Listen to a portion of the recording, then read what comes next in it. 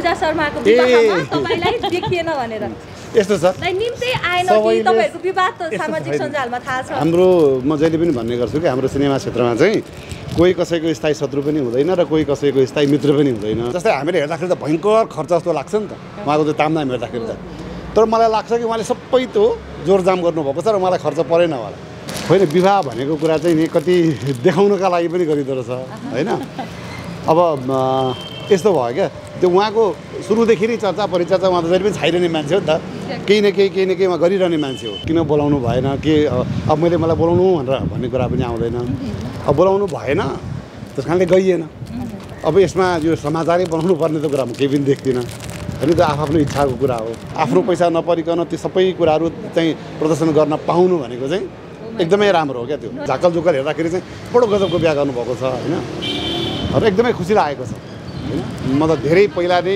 उहाँको विवाह हुन्छ जस्तो लागेको थियो ढिलै भए पनि एकदमै गजबसँग बिहा गर्नुभएको छ हेर्दाखेरि आनन्द आउँछ मैले त पहिला झट्ट त्यो क्लोजमा हेर्दाखेरि त उहाँ जस्तै लागेन त्यति राम्री क्या उहाँलाई एक रूपमा हेरिरहेको तर बेहुलीमा एकदमै सुहायो उहाँलाई सुहाएको थियो जुन विवाहको रौनक थियो नि त्यो रौनकलाई चाहिँ हेर्नु भयो कि भएन टाढैबाट भए पनि मैले यस्तो छ मैले एकदमै त्यो रिलमा चाहिँ सानो सानो टुक्राहरू चाहिँ हेरेँ म अहिले आफ्नै स्टुडियो निर्माणमा लागेकोले गर्दाखेरि म यतातिर बढी केन्द्रित छु कुनै बेला उहाँको समीक्षा गर्दाखेरि केही कुरा भने होला उहाँ रिसाउनु भयो होला तर म चाहिँ उहाँसँग रिसाएको छैन होइन मैले मेरो छोरीको बिहामा उहाँलाई वाइजत पुरो कार्ड देखेर पुर्याउन गएर हातमा पारेका कुराहरू चाहिँ मलाई जानकारीमा आएको छ उहाँको हातमा अब उहाँ आउनु भएन आफ्नो ठाउँमा छ वचनमा आउनु भएको छ हत्तपत्त प्रोग्राम बाहिर प्रोग्राममा नदेखिने दाइ अलिकति बताइदिनु न यस्तो छ क्या अब आज जुन यो परेली भन्ने गीत चाहिँ विमोचन भएको छ होइन त्यो परेलीका जुन गीतकार हुनुहुन्छ उहाँ र हामी चाहिँ लगभग धेरै पहिलाका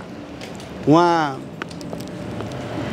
अघिभित्र पनि चर्चा भयो कि उहाँलाई वास्तवमा मैले चिनेको चाहिँ समाचार वाचकदेखि हो होइन त्यस पछाडि उहाँ विभिन्न संस्थाहरूमा आबद्ध हुनुभयो चलचित्र विकास कम्पनी भन्नेमा उहाँ महाप्रबन्धक पनि हुनुभयो सिनेमाहरू बनाउनु भयो सिनेमामा एकदम सुपरहिट सिनेमाहरू जस्तै मनोकामना भयो होइन चोटहरू भए राम्रो थियो त्यो बेलाको एकदमै राम्रो चलेका सिनेमा बनाउने निर्माता निर्देशकमा पढिन्छमा अनि धेरै लामो भएको थियो क्या उहाँ चाहिँ हुन चाहिँ मिडियामा चाहिँ आइरहनु भएको थियो चिकित्सकका रूपमा तर यसरी प्रत्यक्ष भेटघाट हुन सकिरहेको थिएन अस्ति अकस्मात फोन गर्नुभयो म फेरि फर्केको छु र एउटा एल्बम विमोचन कार्यक्रम छ तपाईँ जसरी हुन्छ आइदिनु भन्नुभयो म वास्तवमा आज विराटनगर जानुपर्ने थियो कस्तो लाग्यो त्यही भएर त म विराटनगर जानुपर्ने थियो उहाँ कमब्याक भएकोले गर्दाखेरि चाहिँ उहाँलाई फेरि पनि त्यही पहिला जसरी उहाँका सुपरहिट सिनेमाहरू थियो त्यसै गरी सुपरहिट निर्माताका रूपमा निर्देशकका रूपमा यहाँ आएर घचघच्याउनु पाइन्छ भनेर अनि म यसरी यहाँ सहभागी भएको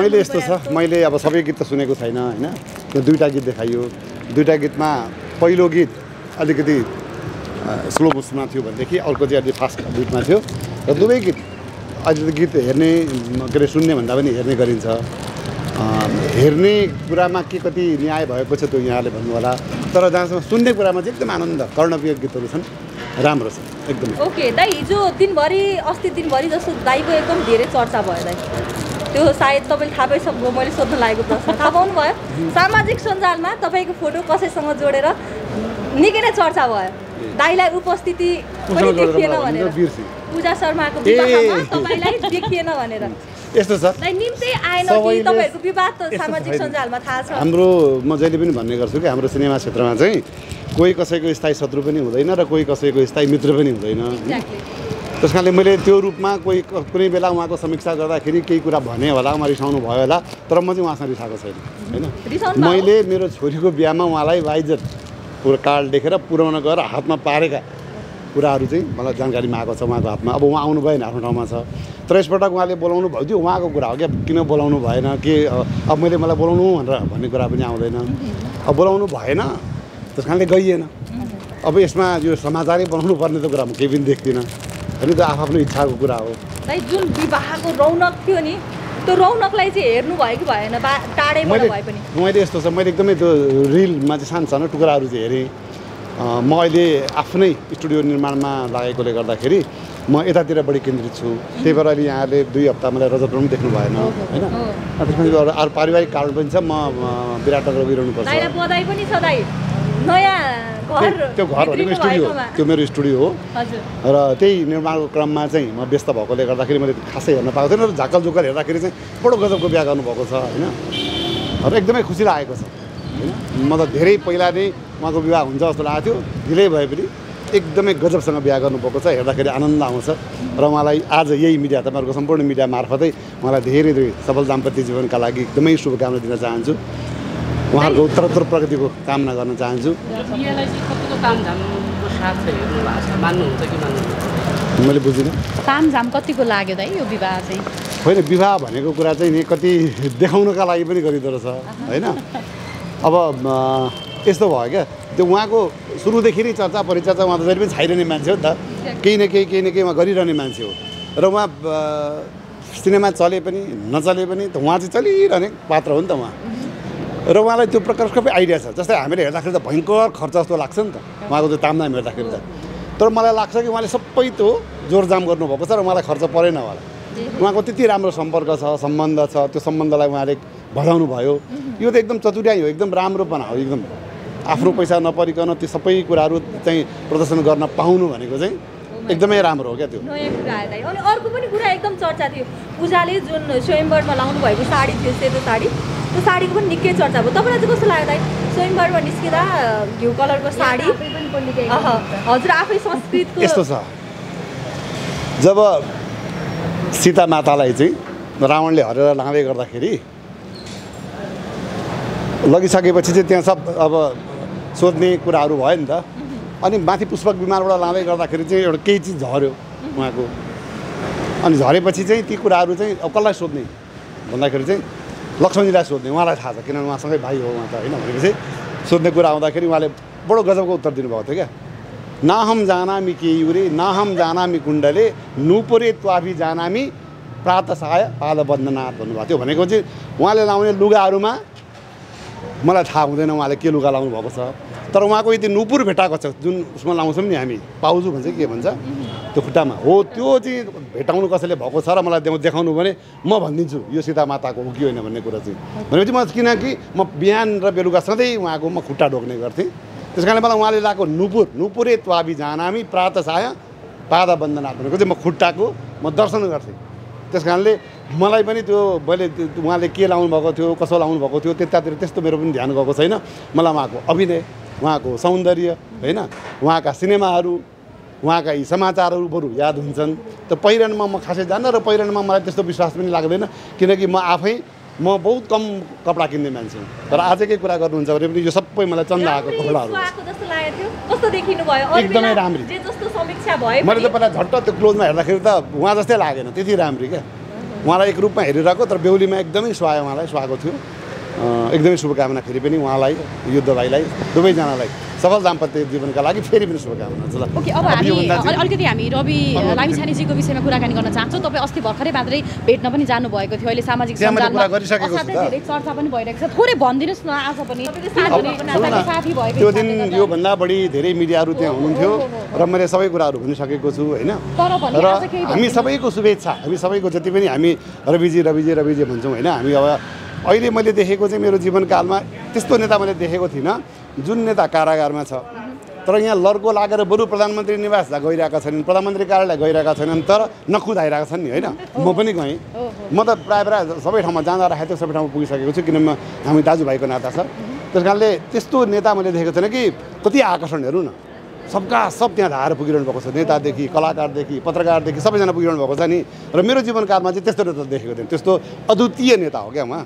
र अब हामी सबैको शुभेच्छा, जति पनि उहाँलाई मन पराउनु हुने देश विदेशका जति पनि हुनुहुन्छ उहाँका शुभचिन्तकहरू सबैको शुभेच्छा को कारणले गर्दाखेरि चाँडै हामीले सुखद समाचार सुन्न पाउँछौँ भन्ने हामीलाई लागिरहेको छ। उहाँले त भित्रै बसेर एकदमै धेरै जाल बुनिराख्नु भएको छ अरे भनेर पनि अहिले उहाँमाथि अझै उल्टो आरोप लागिरहेका छन् कि के लाग्छ यस्ता खालका फन्डाहरू किन हुन्छन् होला उहाँको विषयमा? यस्तो छ क्या, मान्छे बाहिर हुँदा सक्रिय हुन्छ, भित्र त्यहाँ पछि अझै पनि उहाँ सक्रिय हुनुहुन्छ, किनभने बिहानदेखि बेलुकासँग उहाँको भेटघाट र उहाँ जसरी बोल्नुहुन्छ नि म भएको त सकिन्थ्यो होला, किनभने जो जानुहुन्छ सबै कुरा उहाँले कसैलाई भेदभाव नगरिकन आफ्ना सम्यक गुण राख्नुहुन्छ नि। त अविरल रूपमा धारा प्रभाव बोलेर सुनेर जस्तै मसँग 2-3 घन्टा लामो भेटघाट भयो। र उहाँको बारेमा जुन जालो बुनेको फलाउनु बुनेको भने जुन मान्छेले त्यहाँ भित्र पसिसकेपछि जस्तै भेटघाटको समय 3 बजेसम्म मात्रै हो। 3 बजेपछि भोलिपल्ट बिहानसम्मको समय त खाली छ उहाँको। त्यसमा पढ्नै लेख्नुहुन्छ होला होइन, लेख्ने गर्नुहुन्छ होला, तानामाना बुनिन्छ होला, अबको भविष्य के गर्ने होला भनेर धेरै कुराहरू लेखिरहनु भएको होला। त्यसलाई कसैले जाल झेल भन्छ भने त उहाँहरूको आफ्नो परिभाषा हो। तर मलाई उहाँले सेयर गरेका जुन कुराहरू छन् ती कुराहरू उल्लेख आज गर्न सक्दिनँ। अब उहाँ आफै चाँडै निस्किँदै हुनुहुन्छ जस्तो लाग्छ मलाई। उहाँ निस्केपछि उहाँले आफै ब्रिफिङ गर्नुहुन्छ होला। तर यदि यो फागुन 21 गते तोकिएको दिनमा निर्वाचन यदि भयो भने उहाँले त्यो मसँग सेयर गरेका कुराहरू सार्वजनिक गर्नुभयो भने चुनावमा उहाँ मात्रै होइन उहाँको पार्टीले अब 2/3 त्यस्तो म भविष्यवाणी त गर्न सक्दिनँ। तर राम्रो मत पार्टीले ल्याउनेछ। त्यो मलाई एकदमै म त्यो कुराबाट प्रभावित भएको छु। ती कुराहरू उहाँले मसँग सेयर गर्नुभएको छ। चुनावभन्दा अगाडि उहाँ निस्कने चाहिँ छ कि छैन? चुनावभन्दा अगाडि त धेरै पछिको कुरा अब धेरै चाँडै निस्किनुहुन्छ भन्ने मलाई विश्वास छ। दाइ तपाईँ रवि लामिछानेसँग मात्रै प्रभावित हो कि रासोपासँगै प्रभावित हो त?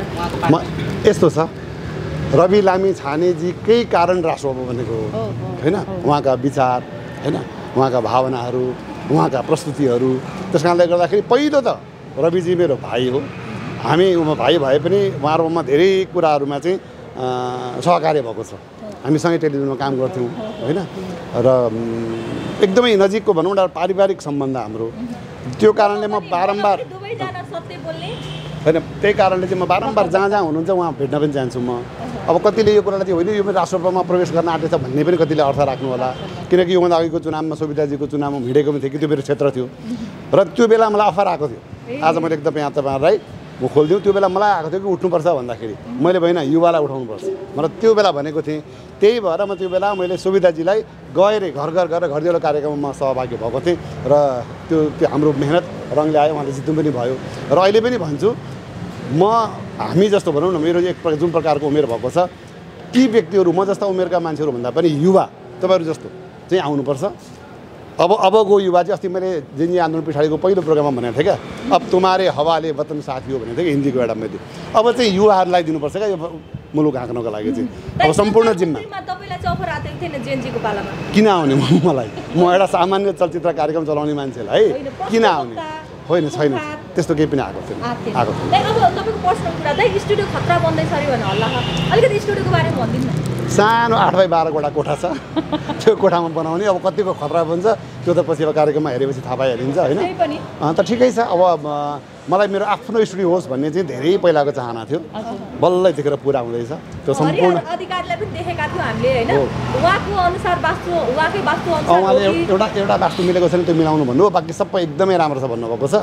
अब यो वास्तु भन्दा पनि नि हाम्रा कन्टेन्टहरू कस्ता हुन्छन् होइन, हामीले पस्किने जुन सामग्रीहरू हुन्छन् त्यो कस्तो हुन्छ। अब त्यो चल्यो भने वास्तु मिलेको ठानौँला, अब चलेन भनेदेखि जतिसुकै मिलाएर पनि केही हुने वाला छैन। है हस्, धेरै धेरै धन्यवाद है। हस् थ्याङ्क यू।